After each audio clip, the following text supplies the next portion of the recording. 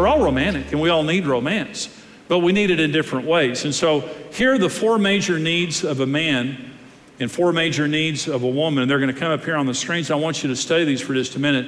For men, and this is just the way God made us. I mean, this is just the way we all are. Men, honor is our number 1 need. And this is sometimes hard for women to understand. We have a very sensitive ego. I mean, one little word of negativity or criticism can really devastate a man, because we need to be praised and honored. It doesn't mean that women don't need it, but men need this in a profound way. Sex. 80% of men are more sexual than their wives.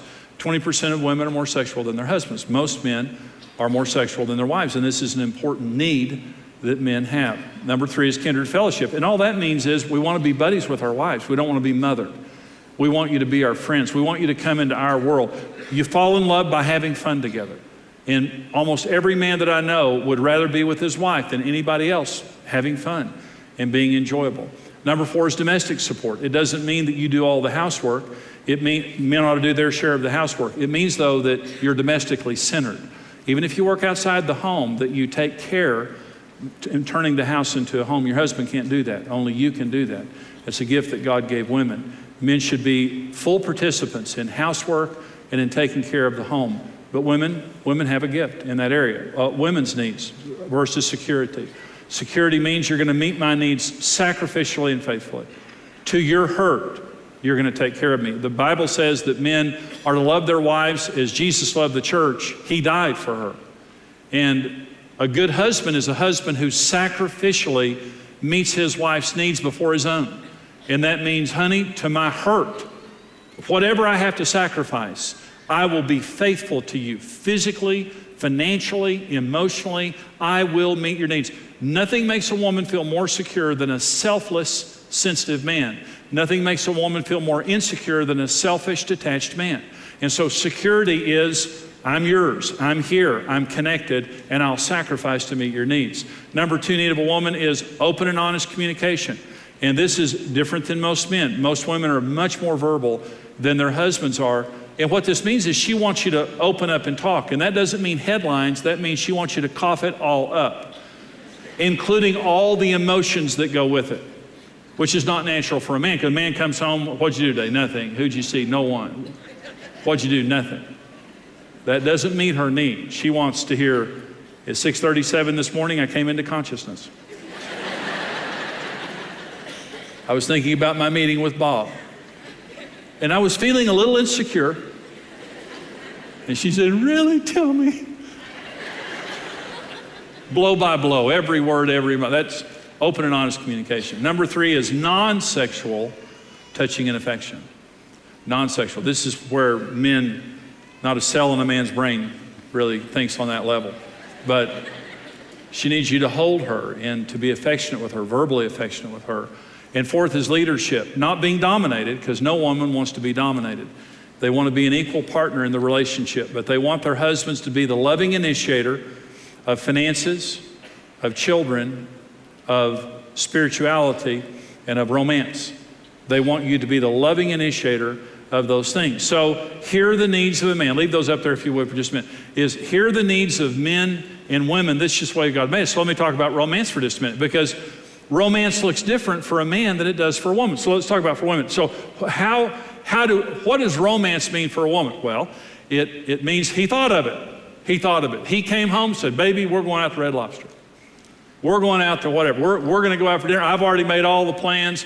We're going to go out, and you go out, and there's going to be lots of talking. You're going to take little bites and eat for a long time. And every time you take a bite, you're going to talk about another feeling. And if there's any sex involved, it's at the very end of a very long road. A lot of holding, a lot of talking, lots of feelings. And that's romance for her, but that's not romance for a man. Romance for him is, I bought football tickets. Let's jump in the truck. We're going to go to the football game. We're going to have a great time. By the way, have your muscles grown? Well, you look, man, your body just looks great. I mean, wow. Bought football tickets. We're going to go to the football game. We're going to come home, and it's going to be a short road. really? You think my muscles are bigger? We're going to play football, sex? I mean, that's romance for him. So, but here's what happens in marriage is we get into a battle of languages. And rather than being romantic in our spouse's language, see, romance is a language demonstration, not a language lesson. But what happens is we get into a battle that men say, pay attention here, I'll teach you what romantic is.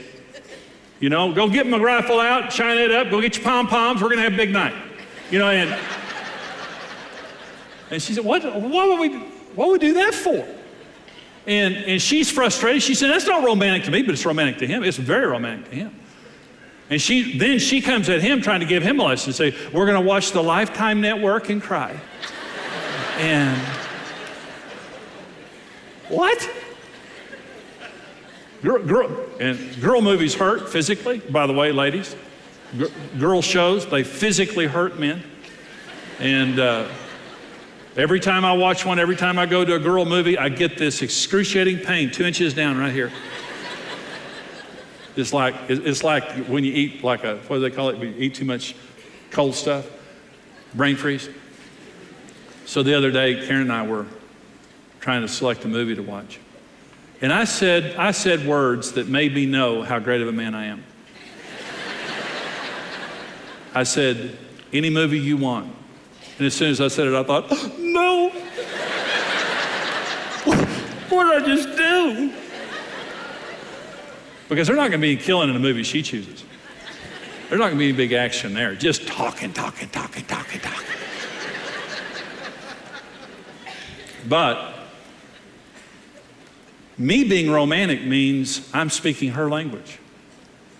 Now, one of our missionaries in Central America, David Spencer, he's been in, I guess he's American, I guess he was born here, but he's been down there forever. And so one day I was with him in Panama years ago, and we were, and he just, I turned to him and I said something, I couldn't believe I said it, and it shocked him. I said, do you think in English or Spanish?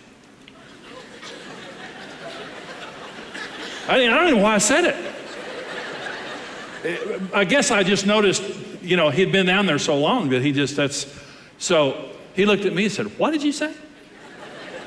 I said, do you think in English or Spanish?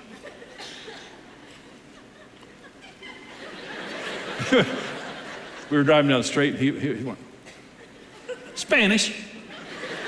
I thought I knew that.